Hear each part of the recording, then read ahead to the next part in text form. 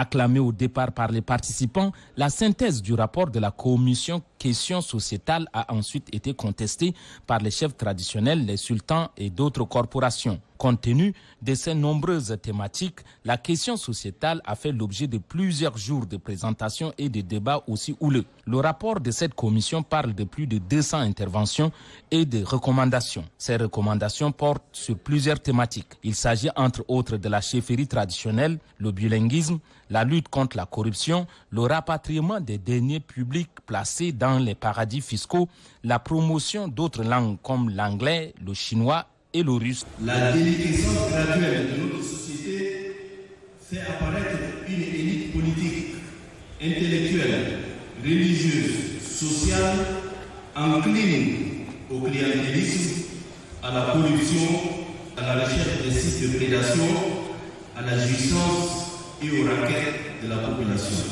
Juste après la présentation de la synthèse des travaux par le rapporteur général, les chefs traditionnels et sultans ont quitté la salle, obligeant le présidium de reprendre la procédure d'adoption de la synthèse des travaux. Les chefs traditionnels et les sultans regagnent ensuite la salle pour faire comprendre au présidium leurs revendications. Des revendications qui seront prises en compte dans le rapport général. Dans l'après-midi, la plénière a repris les travaux de la commission 3. Cette commission porte sur les droits et libertés fondamentales. C'est la maturité de la plénière. Le débat est vraiment contradictoire. C'est véritablement un dialogue. Parce qu'il y a la pluralité d'opinions. Chacun dit ce qu'il pense, mais au bout de compte, on arrive donc à s'accorder. Le rapport de synthèse qui venait d'être lu, vraiment c'est intègre. Pour moi, je ne trouve d'aucun mal là-dedans. L'exode rural, c'est un fléau. Et ça également, c'est comme si on ne prend pas au sérieux, on gère avec légèreté. Il y a eu des recommandations qui ont été faites, mais moi je crois que le gouvernement doit prendre ça au sérieux. C'est-à-dire qu'il doit mettre en place les structures de développement qui doit les maintenir au village. Je vais parler du bilinguisme. Parce que pour moi, le bilinguisme au Tchad, c'est une richesse. Ça ne peut pas être une source de problème. Moi, j'ai toujours pris l'exemple camerounais. Parce que vous allez dans le sud à Bafoussam, les gens ils parlent anglais. Vous allez à Douala et à Yaoundé, les gens ils parlent français.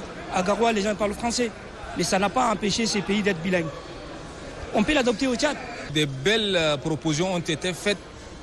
Mais curieusement, au moment de la restitution, il y a des choses importantes qui n'ont pas apparu dans la restitution.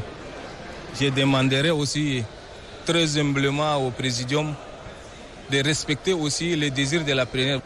Nous respectons la plénière, nous respectons aussi le présidium. Je voudrais faire comprendre au présidium et à la plénière qu'ils acceptent quand même nos excuses par rapport à ces comportements. Un chef, logiquement, il est exemplaire. C'est lui-même qui doit être la référence par rapport à tout ce qui se passe. Si on soumet une synthèse, c'est pour faire des remarques. Parce que le rapporteur, lui, c'est aussi un être humain, il peut aussi oublier. Parce que vous savez que 100 euros, que plus de 300 personnes qui ont pris la parole. Parce qu'il n'est pas évident que tous ces gens-là, leur contribution soit prise dans les synthèses. Mais cela ne tient. Maintenant, si le rapporteur général soumet cette synthèse-là, c'est pour faire des remarques. Donc maintenant, les gens vont lire et aussi vont faire aussi des remarques. Ce qu'il n'a pas pris dans les synthèses-là pour faire un rapport définitif.